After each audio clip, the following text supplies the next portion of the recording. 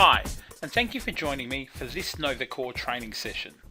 In this video, we will take an in-depth look at how to use the NovaCore unique traffic light system.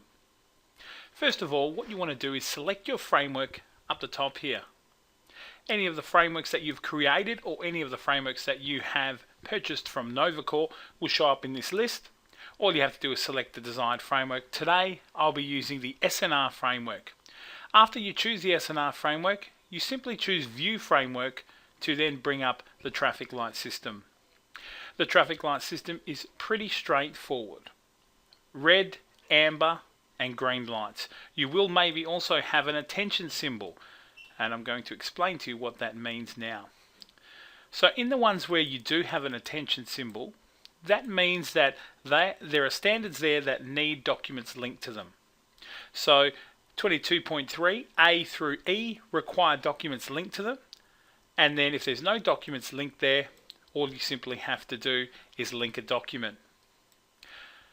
An amber traffic light, pretty straightforward, has a number inside it. The number 1 will indicate to you how many documents have an issue out of 7, because you see the 7 just to the right hand side of the number 1. When we do click on 17.1, we can then look at all the documents in the center here. This is called the document control section. So this is exactly the section where you would see all of your documents that are linked to that particular section or particular standard. All you simply have to do is go through these and have a look at which one is displaying the amber light. And of course at the top it's the continuous improvement policy. We know that by hovering our mouse over the status column and seeing that it needs to be reviewed. If your document is coming up for its review date, it'll then turn amber, so not past its review date. By default, NovaCore sets that at 14 days before its review date, and then the light will turn amber. If you let it go past those 14 days, so actually past its revision date, which according to this document is very soon, then all of a sudden the light will turn red, and then you'll have to action that document immediately. The red light indicates that documents have passed their review date, or documents have not yet been approved, maybe documents have been deleted, or documents are still in draft format. So that's how you tell which traffic light and what they mean in the unique traffic light system.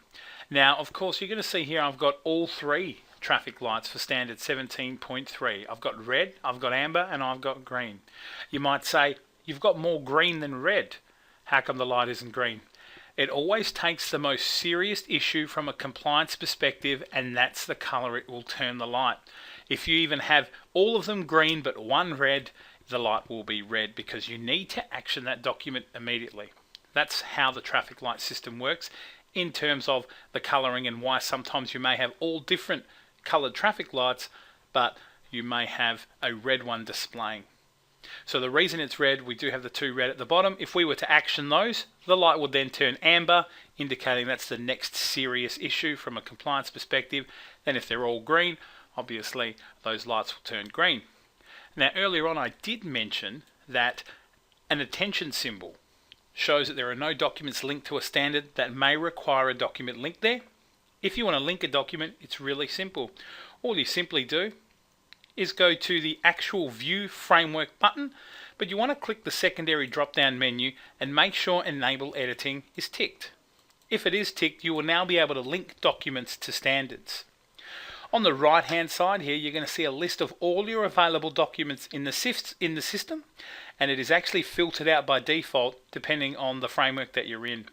So to begin with, this will actually be set on the SNR and all documents. We can actually choose to show policies only, we can actually show procedures only, forms or manuals only, but I like to leave it on all documents just to see a look at all the documents that reside in my SNR section. If I share policies amongst other frameworks, I can actually choose those frameworks from the drop-down list here.